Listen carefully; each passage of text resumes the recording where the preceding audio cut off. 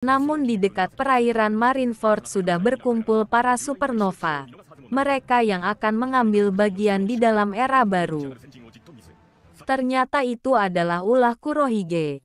Siapapun yang berhasil selamat akan dijadikan krunya.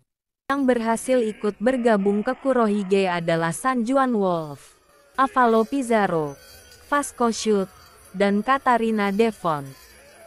Terlihat Moria sudah mengeluarkan darah. Ternyata itu adalah ulah Doflamingo. Ia mengeroyoknya dengan kekuatan pasifista. Kondisi Luffy saat ini badannya masih dipenuhi dengan selang-selang dan belum sadarkan diri.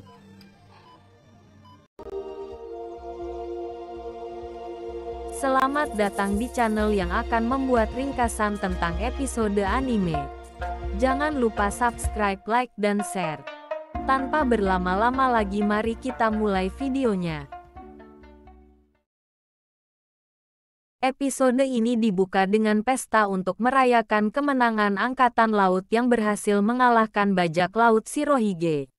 Bahkan kabar ini langsung menyebar kemana-mana sampai ke penjuru dunia. Namun di dekat perairan Marineford sudah berkumpul para supernova. Mereka yang akan mengambil bagian di dalam era baru. Burung pembawa kabar pun langsung bergegas untuk menyebarkan berita tentang kemenangan Angkatan Laut. Orang-orang di pedesaan pun menggelar pesta untuk merayakan bebasnya dari naungan bajak laut Shirohige. Namun ada juga bajak laut yang terpicu ingin mencari One Piece seperti yang dikatakan oleh Shirohige sebelum kematiannya. Sengoku hanya bisa duduk terdiam melihat puing-puing bangunan Marineford yang telah hancur. Ia mendapati kabar dari Impel Down bahwa Magellan kondisinya sekarang kritis. Namun sudah mendapatkan pertolongan medis. Tak cukup sampai di situ.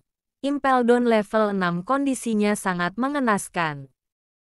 Ternyata itu adalah ulah Kurohige. Siapapun yang berhasil selamat akan dijadikan krunya. Para napi kelas kakap pun saling bertarung di dalam sel itu. Yang berhasil ikut bergabung ke Kurohige adalah Sanjuan Wolf, Avalo Pizarro, Vasco Shoot, dan Katarina Devon. Namun banyak sekali tahanan yang kabur. Sengoku berkata kalau salah satu tahanan level 6 kabur sangat berbahaya.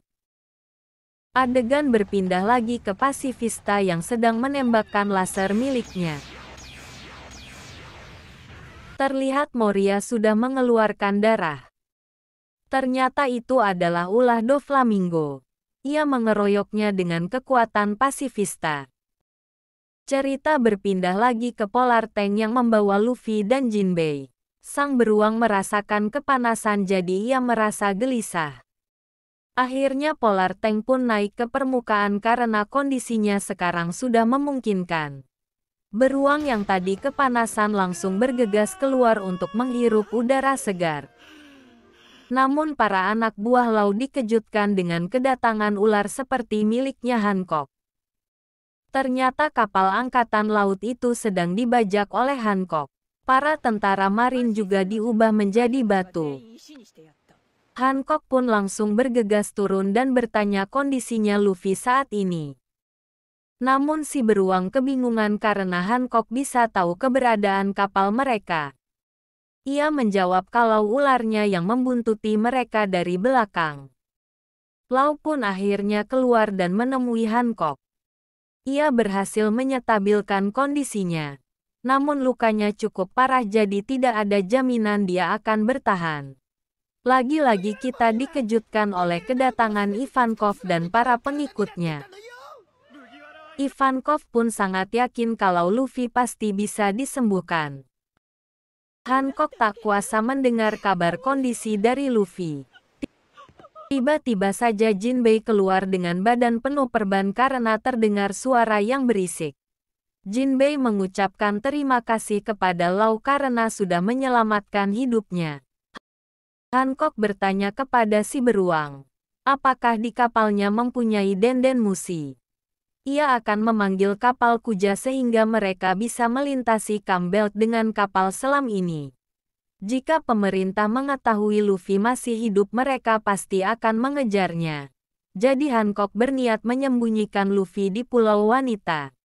Selama Hancock masih menjadi si Chibukai, Luffy akan baik-baik saja. Kondisi Luffy saat ini, badannya masih dipenuhi dengan selang-selang dan belum sadarkan diri.